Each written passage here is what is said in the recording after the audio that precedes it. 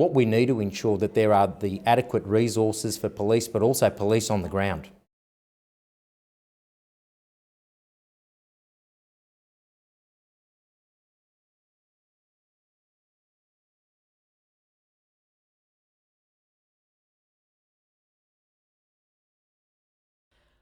.5 kilometres of sprawling coastline. Policing all of the 550-hectare reserve between Belmont and Redhead is not only difficult, it's near impossible. 12 months ago, though, a paid permit system was introduced at Belmont Wetlands, and it's paying off. Overall, we've been very happy with it, and by and large, people have been behaving themselves. Introduced to rein in reckless and criminal behaviour, from out-of-control parties to reckless four-wheel driving, torching vehicles and illegal dumping. I think the most dramatic change probably has been the reduction in the amount of rubbish.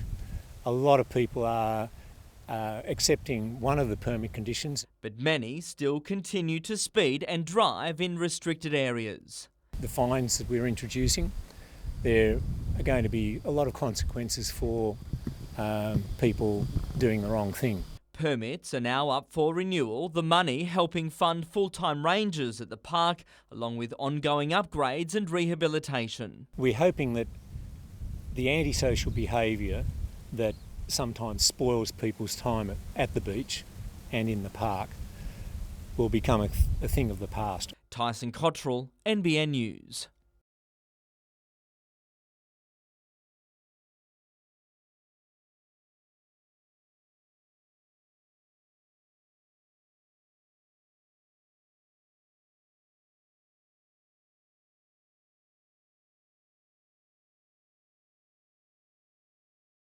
At the end of the day, the community of Newcastle, Lake Macquarie, Port Stephens, Lower Hunter can save the show.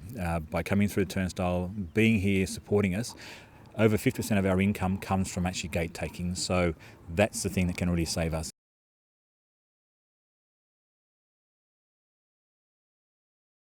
You only have to look at the university's inner-city campus to see the rapidly changing face of Newcastle, stepping out of the shadows of BHP and into a brave new world. You're leaving the industrial past, but you're creating a new industrial future.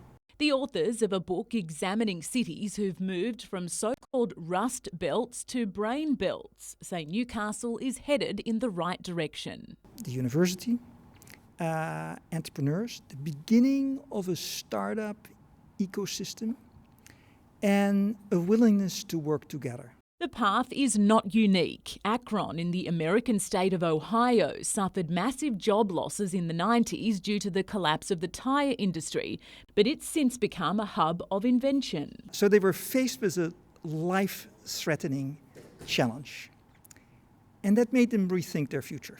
They had to break open the silos between academic departments and between the university, business, government, startups, etc.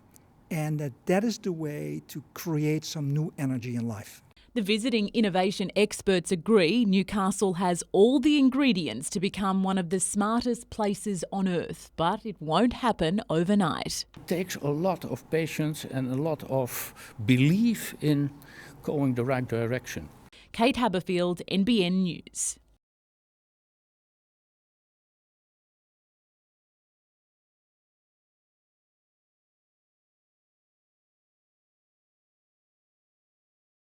Obviously, the opportunity to go and study at the University of Cambridge is a life-changing one, so hopefully I can bring back the knowledge and skills I gained there to make a better future for Australia in the sustainable development of our resources.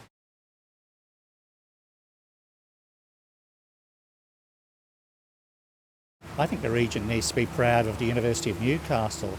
These scholarships are highly sought after. It's the best of the best that get them.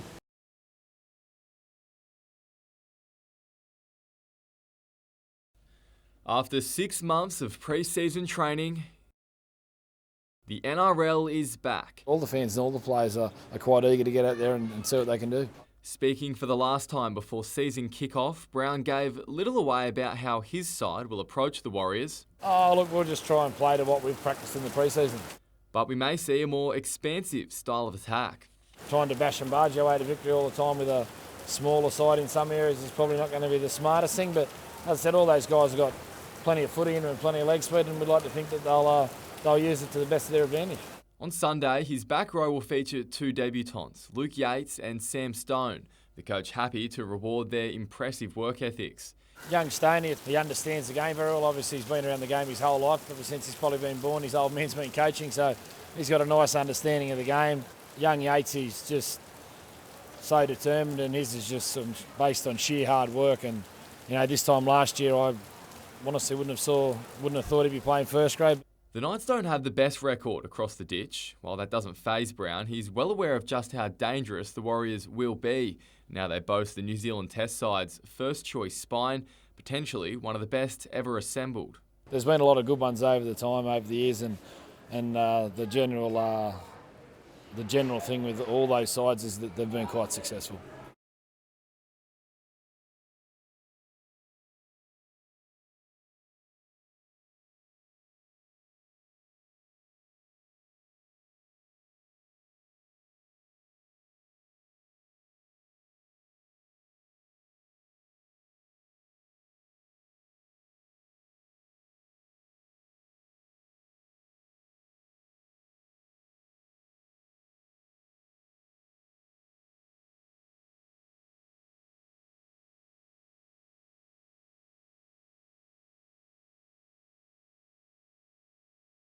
A new season and a new look for Charlotte Pointing and her Aussie racing car, which started the long journey to the South Australian capital over the weekend. We have a different design on it this year, so it's going to be very hard to miss. It's very bright, it's going to pop out.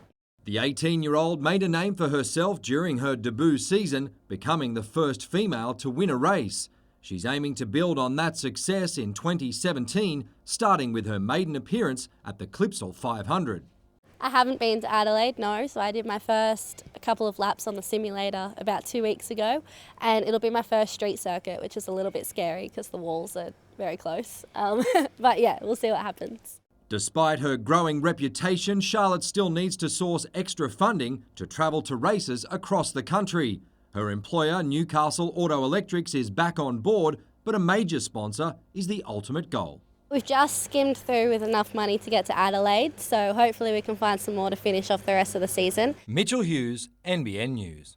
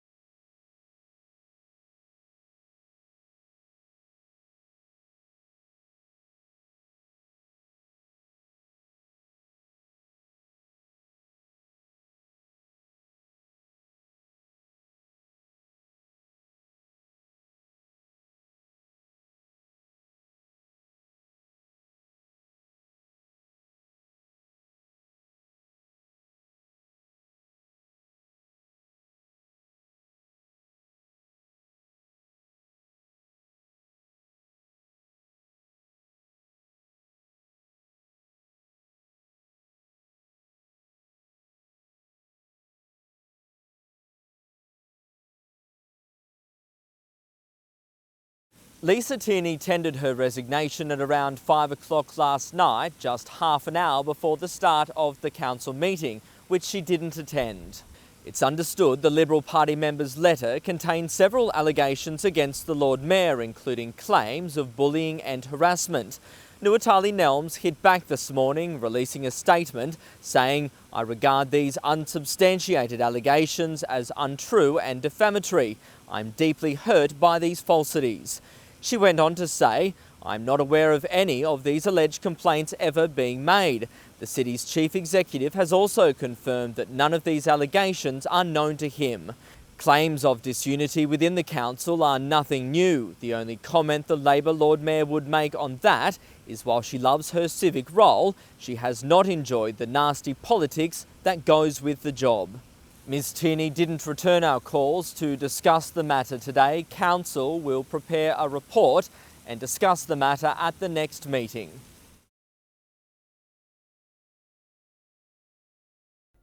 It's a marriage largely blessed by Dungog ratepayers. 26 years we've been here, this town has stagnated. Forced amalgamations in regional areas were abandoned last month in a policy shake-up by the new Premier. But Port Stephens Council still likes the idea of a union with its northwest neighbour. Most councillors and most people believe that merging with Dungog is a thing to do to future-proof us, because these amalgamations might have gone away for now, but they will be back. Port Stephens has dubbed the proposal a natural fit. Voluntary merger is exactly that. You know, we are saying we volunteer to merge. If Dungog Council say we volunteer to merge, the state government will go, well, okay, go ahead and merge. Many Dungog residents have welcomed the offer as a way to bring more money into the town. There's never enough money to do all the roads, even just in the township. Some of them are getting fairly bumpy now. They need to freshen up. I think this council, they've had their time and, you know, it's not really working around this town. Dungog's mayor has labelled the move a get-out-of-jail-free card for Port Stephens Council and today led a delegation to Sydney to formally oppose such a merger, meeting with the local government minister. Port Stephens says it will put the proposal in writing to the state government. Georgina Smythe, NBN News.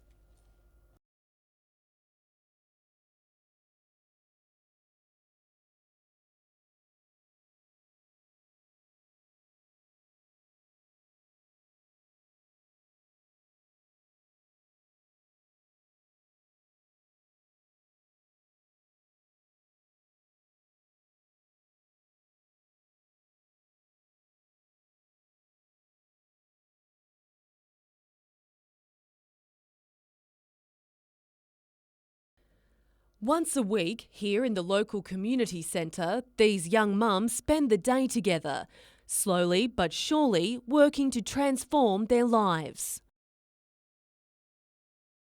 Whether it's domestic violence or mental illness, each have their own challenges and a desire to overcome them. Setting goals the first step.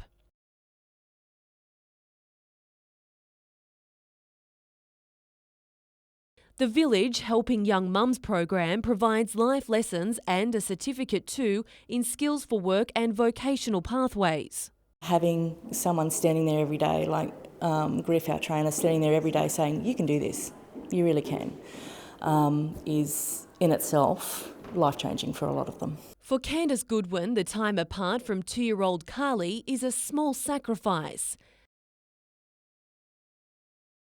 in her bid to re-enter the workforce. I can't afford daycare, but at the same time I don't have the family to look after her whilst I go to work.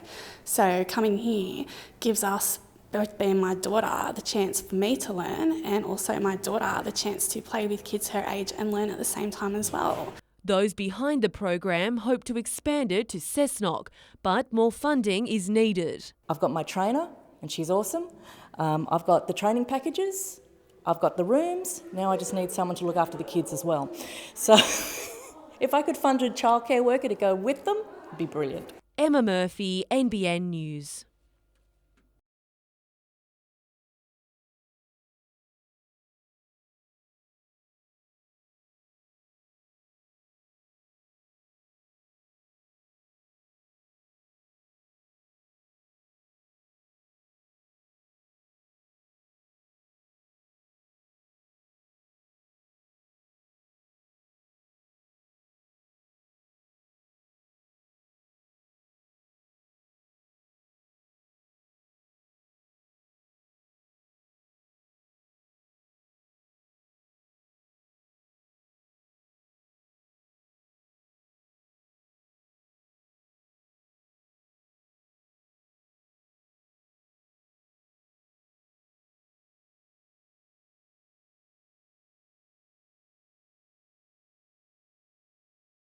As far as we know, this is the biggest win in Newcastle. And good luck to the winners, whoever they are.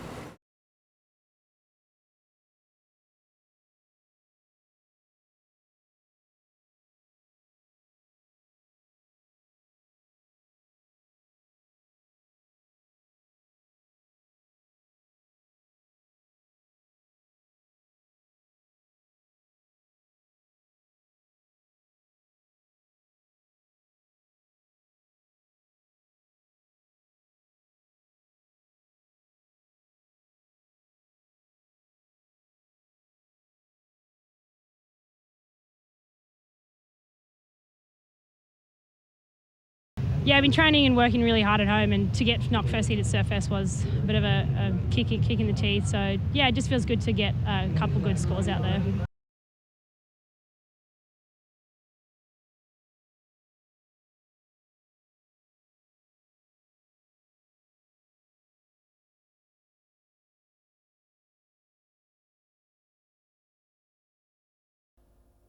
Following a successful fight in India in December, Scott Edwards came home looking to maintain his unbeaten record.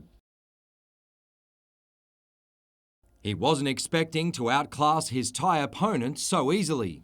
I was looking for a bit more of a hit out. I got told the guy was really tough. I just hit him with a good shot and he went down and didn't recover after that. The 30-year-old is building a groundswell of support with local businesses such as Rascal coming on board, but more funding is still needed. It's not hard to get the opponents if you got the cash, but I don't make much money, so I can't afford to fly good guys in, or I just got to get what I can get, really. The state champion won't take his next opponent, Alex Artong, lightly, despite his record of 9 wins and 37 losses. I'm never confident. You never know. Boxing, it's one punch and it changes the whole fight. Still in the ring, and Australian junior middleweight champion Rocky Jurkic will take a shot at the Commonwealth title in Melbourne on Friday, when he faces Victoria's Anthony Buttigieg. He likes coming forward. He's got good tight defence.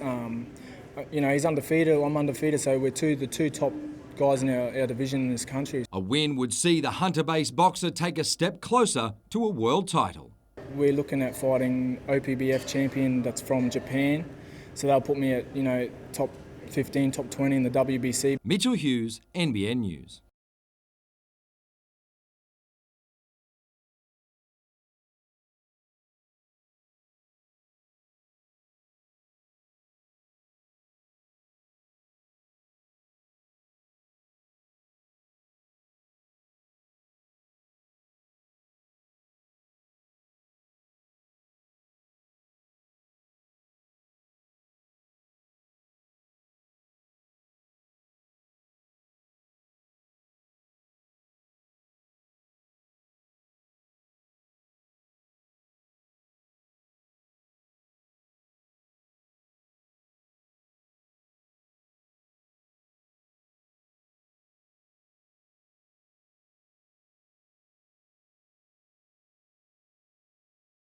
Hopefully someone from Europe somewhere sees my talent in Australia, and then hopefully I get a wild card into the European Championship.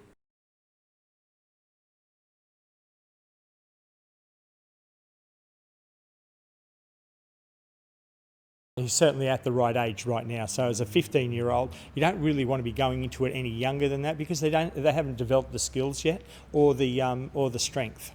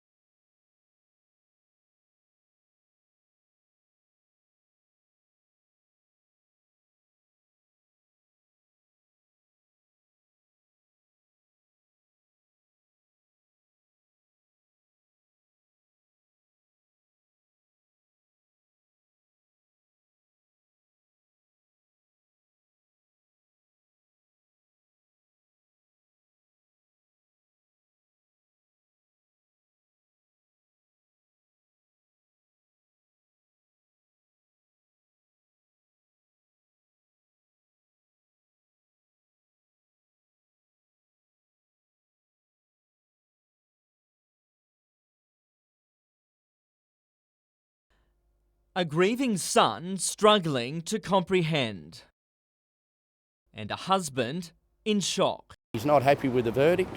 He'd rather heard him to be in longer. But at 69, Graham Anthony George Sloan is now facing the real prospect of dying behind bars, sentenced today to at least 18 years jail for the murder of Windale mother Renee Mitchell. She should be back here with us. Sloan's 2-week trial heard how on the afternoon of the 11th of November 2014, Sloan took Mrs Mitchell from her home, drove her 300 metres to a nearby reserve and stabbed her 5 times. The jury rejected his defence team's argument that the actions of the former Army sergeant were substantially impaired by a pre-existing bipolar disorder. What can you tell me about the murder of Renee? Nothing. Nothing? At all. Supreme Court Judge Helen Wilson today ruling the offender was able to control his actions. He simply chose not to, instead acting on his urge to kill Mrs Mitchell.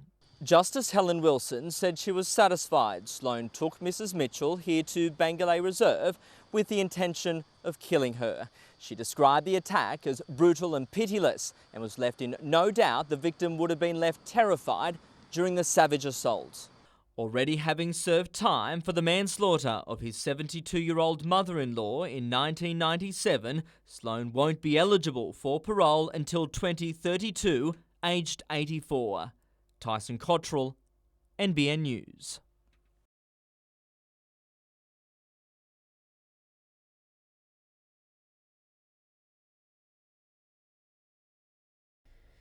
The first sign of trouble on busy Charlestown Road.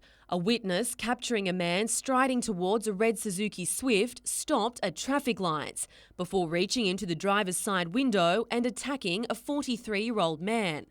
Noticing the commotion, a nearby motorist shows no hesitation, rushing in and crash tackling the man to the ground.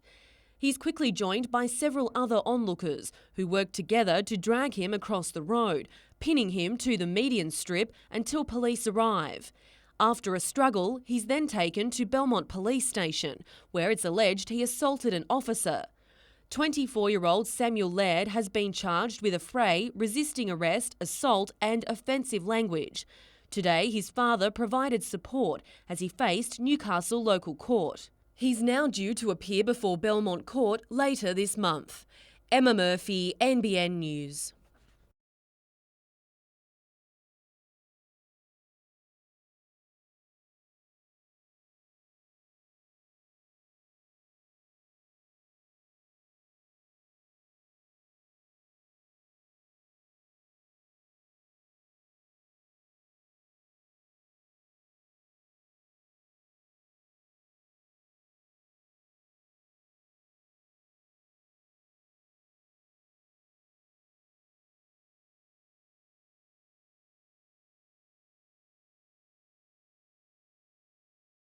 Dark clouds have been building, but the show storm has dispersed, at least for now.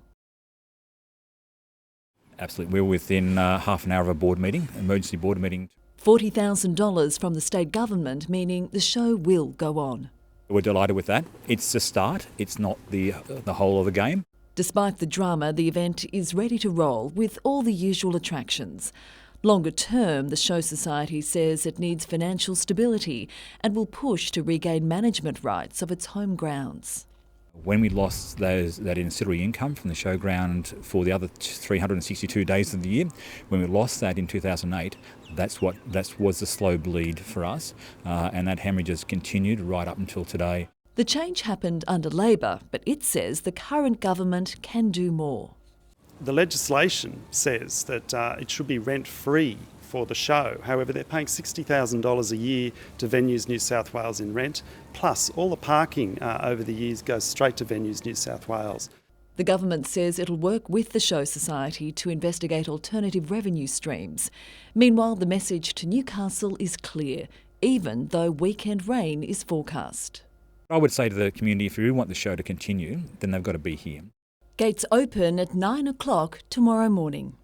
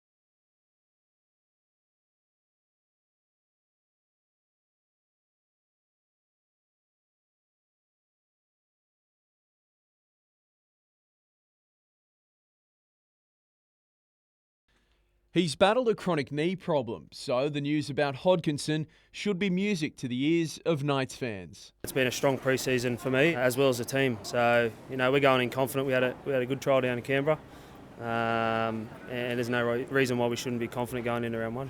The Warriors schooled the rookie Knights in both fixtures last year. They're considered outsiders, but Hodkinson isn't fazed about the lack of faith shown in his side. We haven't listened too much of what's been said outside. All we control is ourselves inside the club, and hopefully all the hard work we've done in the pre-season pays off. The skipper plans to help calm the nerves of debutants Sam Stone and Luke Yates. I'll have a chat to them before the game. Obviously been there before, and it's a very exciting time for them and their families. And in local league, former Knights captain Sam Stewart has confirmed he will make a comeback with North Newcastle. The 54-year-old will play for the Blue Bags in this year's second division competition. Stewart hasn't played for 21 years.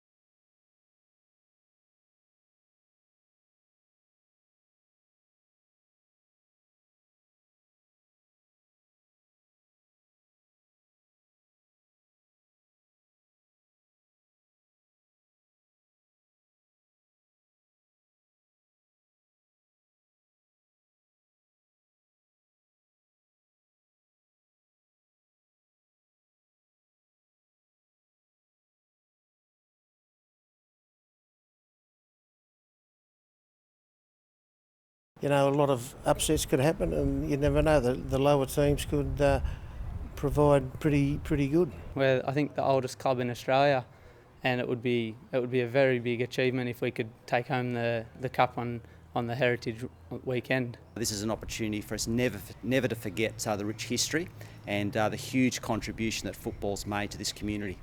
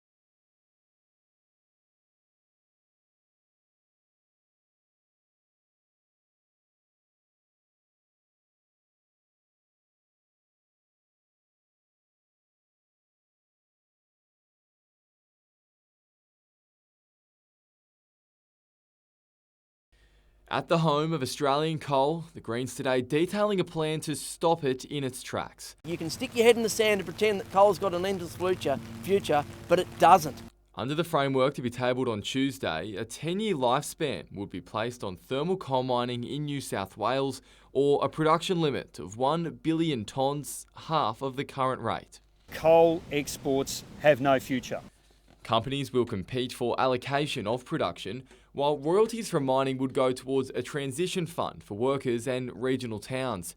In the 2015-16 financial year, the mining industry contributed $4.8 billion to the Hunter's economy, 25% of the GPD.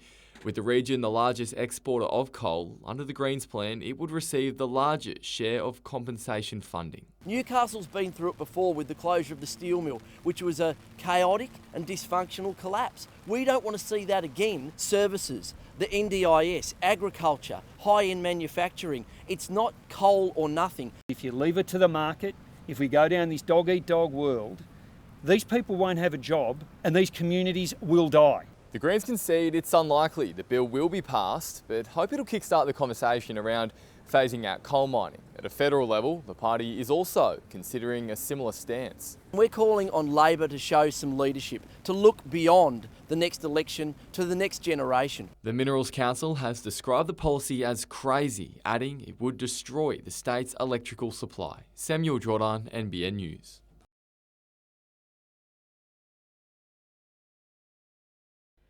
A record crowd to celebrate the sisterhood. Today's breakfast, the perfect setting to renew a partnership helping women and children exposed to domestic violence.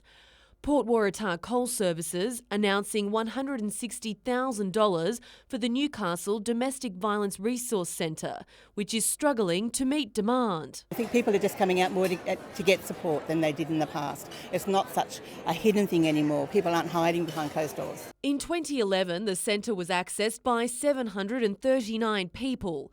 4 years later, that had nearly doubled. The money will go towards employing more staff. Meanwhile, the woman behind this powerful initiative, Say no to domestic violence. Melissa Histon, has been named Newcastle's Woman of the Year. She's the founder of the Sister Code and Got Your Back Sister charity, which supports women escaping violent relationships. There's a lot of work to do, but the good thing is that we've got a really, really good community of awesome people that, stand behind the work that we're doing, and, this is a lovely recognition of that. I'm very proud to have her in the electorate, fighting against domestic violence and really making it issue and getting people involved. Emma Murphy, NBN News.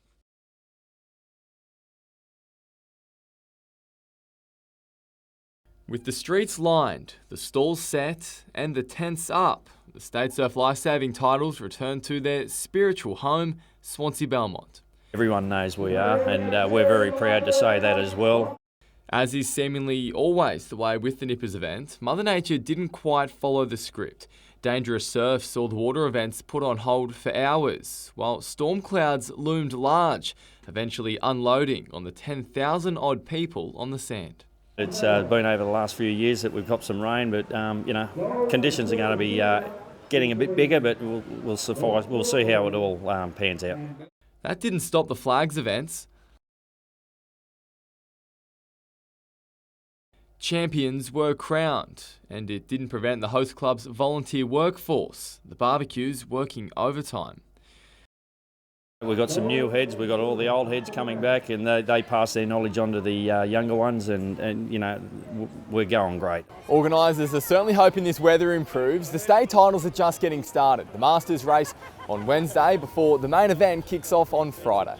And it's big business for the local economy, $10 million set to be injected. For all of the local businesses in Lake Macquarie, it's great, and everyone wants to come to Swansea Belmont for a state title. Samuel Jordan, NBN News.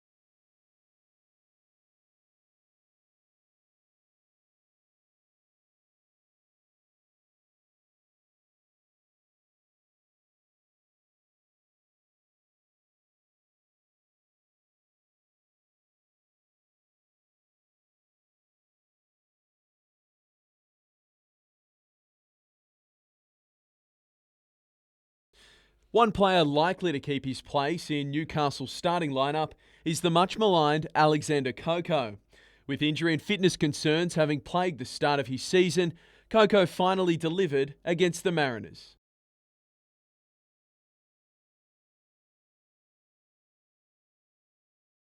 Like we say in Finland, that's big monkey from my shoulder. He jumped off. Now I just try to play better and score more goals. Coco was criticised by coach Mark Jones for a lacklustre performance against the Wanderers. A little disappointed. I was expecting more of the front four and didn't get that. So like I said, making 3 changes to the front four gave some people an opportunity, and I didn't think at the time they stepped up enough. But now it seems the Finnish import is back in favour. Yeah, I think it's a case of him getting up to the speed of the A-League and getting fit enough and physically agile and quick enough to deal with the opportunities that presented to him. And so on the weekend, he's in the right frame of mind. Of course, have been very difficult. Very difficult. Expectation was very big to myself and I think to the fans and the team too. But yeah, it's past now. Skipper Nigel Bogard, Wayne Brown and Marley Lay are all available after serving suspension.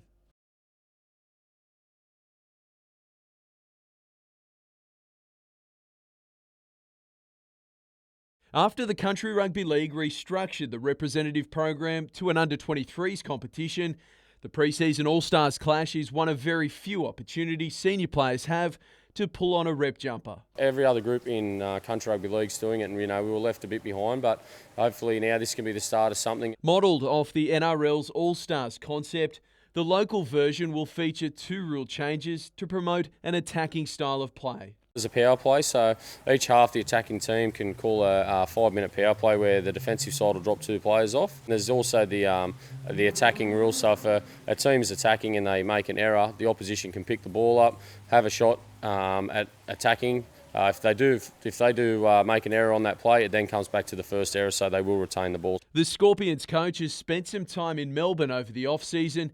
He took up an invitation from the Storm to take a behind-the-scenes look at their football operations. You can really tell why they've been at the top for so long and what they do and their standards that they set down there was unbelievable. So for a football coach, mate, that was an experience I'll never forget.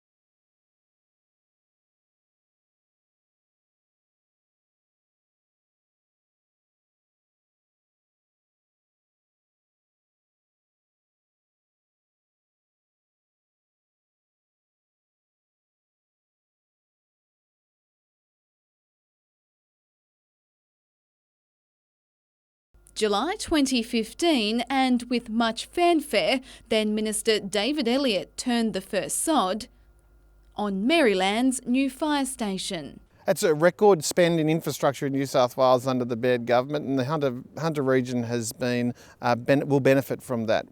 Almost 2 years on, there's no sign of the $3.6 million station and its 16 firefighters, prompting some to ask, why not? That's a good question, and that's what the community are asking me. What has happened? Labor MP Sonia Hornery wants to know why there's been no movement at the site, claiming her queries have fallen on deaf ears. Given this weather this summer, in Wallsend and Maryland, this station needs to be built now. This is what the new station was meant to replace. The Wallsend facility is almost a century old. The fire station has done a great job and the staff have done a brilliant job, but it's small and it's on a corner and it's reached its capacity. Today, current Minister Troy Grant's office confirmed issues with mine subsidence, which initially delayed the project, have been resolved. Construction is now set to begin in April, with the station to come online early next year. Amanda Bennett, NBN News.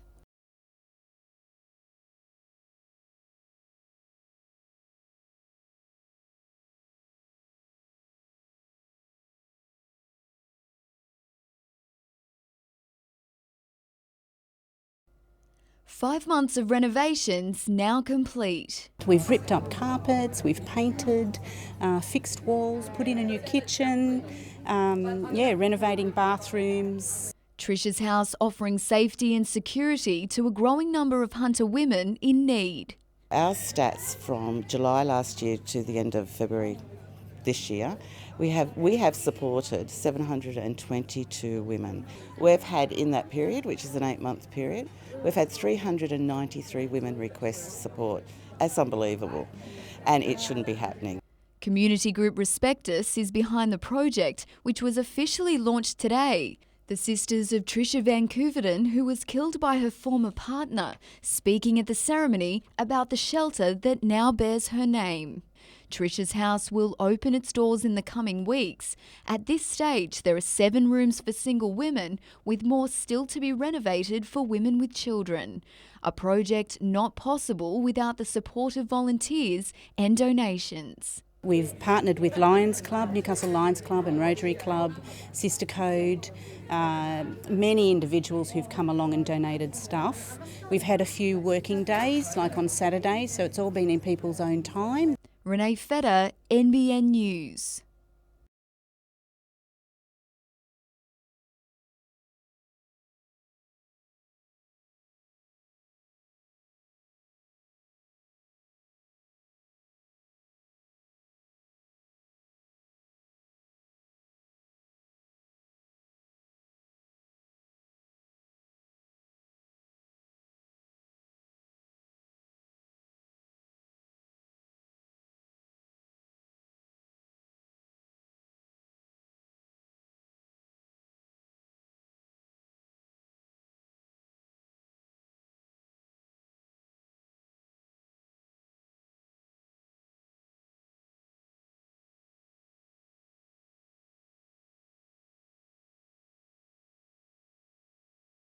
The thing that we're really excited about is the feedback we've got from those 3,000 people who've actually been here, certainly on our social media and just from around the grounds.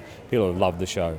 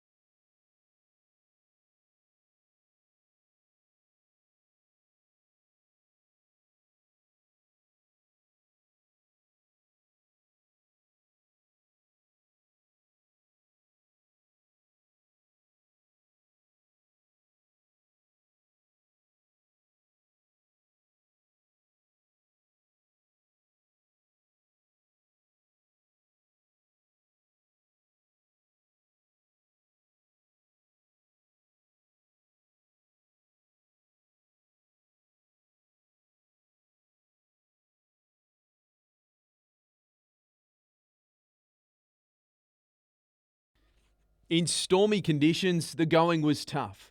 And with just over 2 minutes on the clock, both surfers had struggled to find waves with scoring potential. Needing a mid-range score, Philippa Anderson stroked into a wobbly set.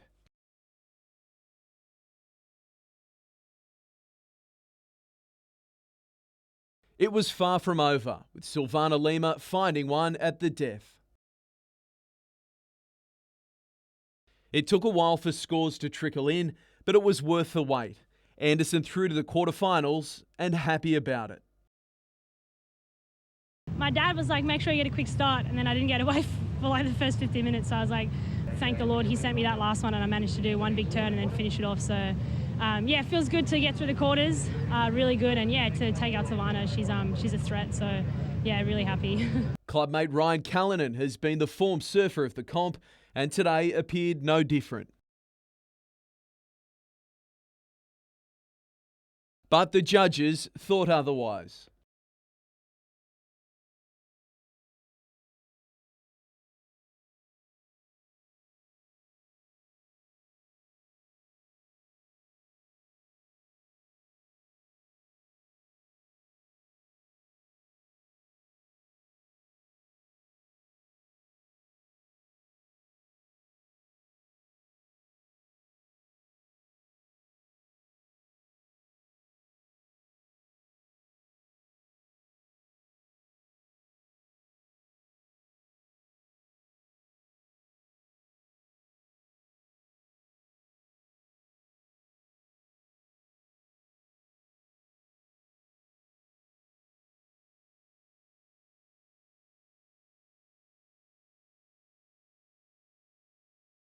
Lou Romaine has won 3 Group 1s from 5 starts and was the pick of the parade.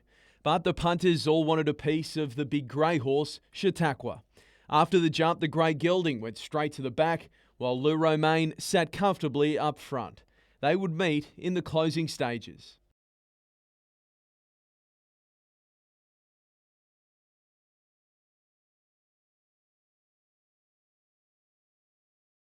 A photo finish as close as it gets. He's tough, he can run up to a mile, so you know he's giving himself every chance. Now he's competed to weight for age, so I said he was a little bit underrated before, but he's never been in our books. Well, the fight's what he loves. I remember riding him before he won the Guineas last prep, and he was a little bit toey in his his early preparation, but today he's grown up, he's matured. And he's a multiple Group 1 winner, and now we know why. It was a great day for the Lee stable, with Invincible Gem running second in the Group 1 Randwick Guineas.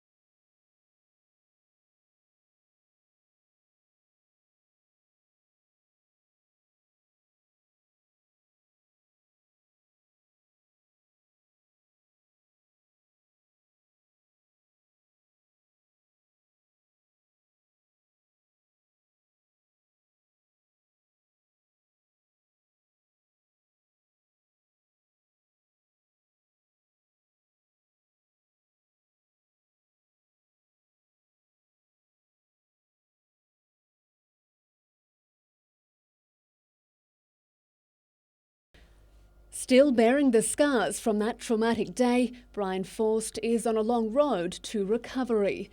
The 76-year-old has only just got out of hospital after being treated for extensive injuries, including cracked ribs, a broken collarbone, burns and severed tendons. Improving all the time. This leg's starting to improve now. Mr. Forst's life changed on Boxing Day last year when he was getting groceries at this shopping centre in Salamander Bay. He'd just put his bags in the car and was returning a trolley when he was struck by an SUV. The next thing I remember, I'm looking up at a diff and a hot exhaust. Don't remember what happened in between. Mr. Forst had been in the process of building a new house, but work stalled after the accident. His family now hopes he'll be able to move in 8 weeks. Hopefully I can get onto a plumber in the next week and we can get the plumbing rough-in done. So once the plumbing rough-in's done, we can put the kitchen, the gyprock up, the kitchen in, the doors, and basically finish it off. Thanks to an online appeal, volunteers have been helping Mr. Forst do just that.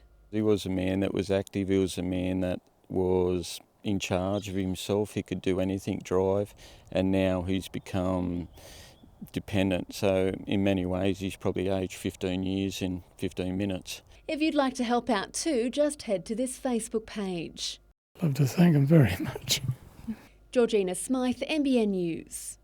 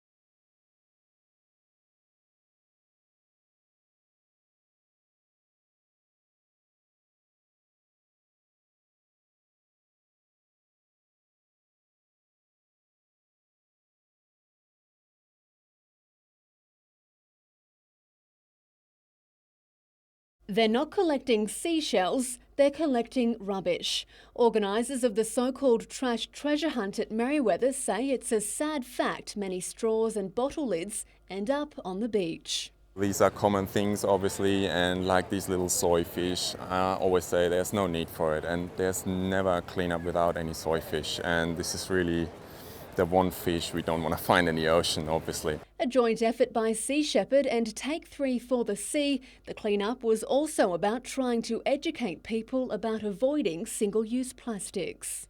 There's no need for straws because the usage time of a straw is normally like between 5 and 10 minutes, but the lifespan of a straw is 300, 600 years, you know, so we really have to stop using these things. The conservation group says there's always small bits of rubbish lurking beneath the sand. You come up to a beach and people asking you, oh, so where do we clean up? It looks really clean here. And I always say, look guys, just go down to the beach and you will find lots of things because plastic basically breaks up, you know, it breaks up in smaller and smaller pieces. In 1 hour, the group collected more than 70 kilos of rubbish, including over 1,400 cigarettes, 170 straws and cutlery, and 114 plastic bottles and lids. Georgina Smythe, NBN News.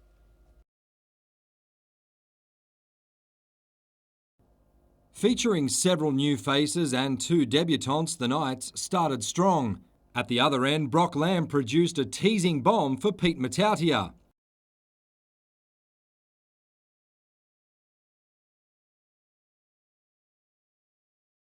Trent Hodkinson made it 8-0 with a penalty. But that's where the first half fun stopped as Sean Johnson resurrected the Warriors.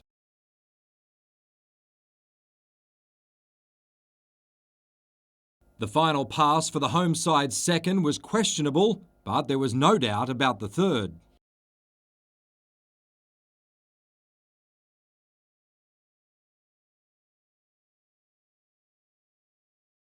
The former Golden Boot winner then produced something special.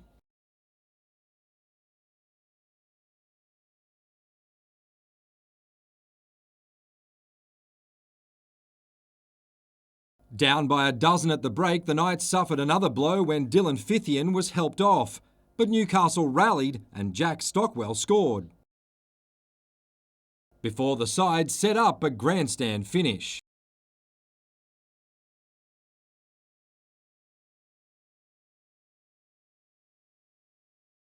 A few minutes later, Mitch Barnett unleashed his kicking game and Ross had a double.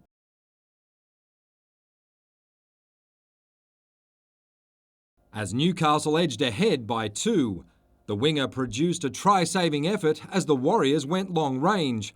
It soon counted for nothing as Ryan Hoffman dragged his side to the front. The Knights were still in the fight as tensions boiled over, but their last effort came up short, the home side winning by 4. Mitchell Hughes, NBN News.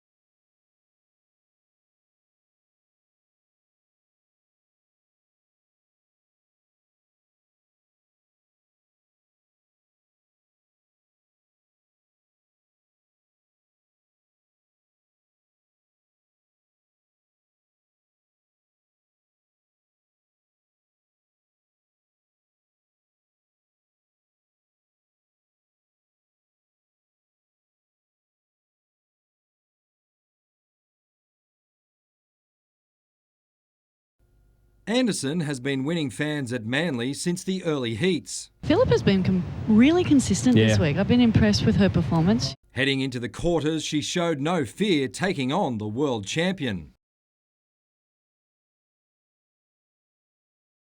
A 7 on her first wave put Phillippa in front, but Wright responded with a 7.5 and a 7.9 to take control.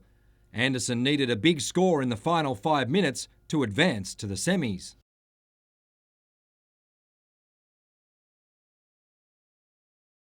A 7.07 wasn't enough, but she still picks up plenty of valuable qualifying series points. On the court, and the Hunters' Susie Batkovic won't get the chance to win 3 straight WNBL titles after Townsville was bundled out of the playoffs by Sydney Uni. The Fire was hammered in Game 1, but the Queenslanders produced a stronger showing in Game 2.